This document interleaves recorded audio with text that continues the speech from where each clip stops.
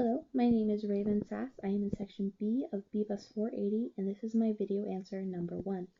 The first question asks, what causes a firm to explore international expansion, and when in a firm's life should it consider expanding internationally? After reading the article, When You Should Go Global, I believe the broad reason why firms choose to explore international expansion is due to their desire to reach broader markets and gain a larger market share. But it's also a little deeper than that.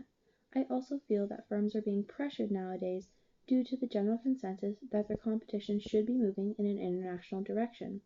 Firms are also being pressured from general management and also their shareholders because they share this belief as well. To me, this is a very bad belief to have, and in the article, the author agrees, then counters with 3 questions that every firm should ask before deciding to expand internationally. These questions are: 1. Are there potential benefits for your company?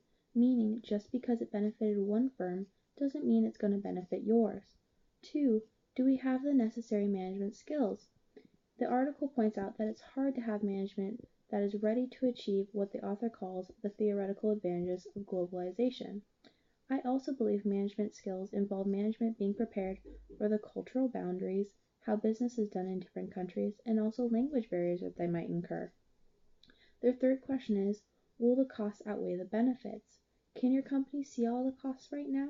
Are they ready for any unintentional costs or collateral damage? These are the 3 questions that they're asked to consider. I also believe that if a company is thinking about expanding internationally, they need to pay attention to the local and global factors. They also need to ask, what are the social and political platforms like in that country? Is there in fact a need for their business? And are there competing companies or firms that could potentially harm their success? If a firm is not considering these factors, the firm should absolutely reconsider expanding internationally.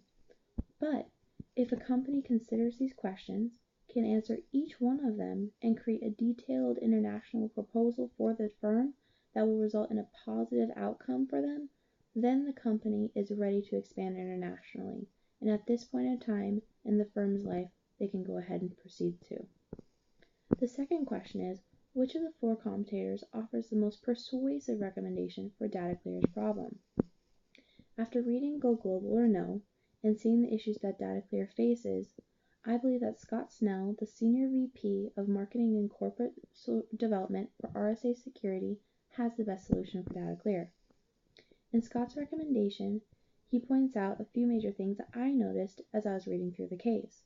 The first is that Scott does not believe that DataClear is entirely established as a strong and solid company within the U.S. market. Currently, DataClear is only generating $2.2 million in sales, but they have aspirations for $20 million in 2001 and $60 million in 2002. But financially, they're not stable or large enough to plan such a move. And staffing-wise, they only have 38 staff members. How could they potentially staff another place or in another country if they only have 38? Also, DataClear has not even scratched the surface with chemical, pharmaceutical, and petrochemical markets that exist here in the United States. These have the potential of $90 million in sales, but they haven't dominated them. So if they're not at the top of these markets here in the States, why are they considering them internationally?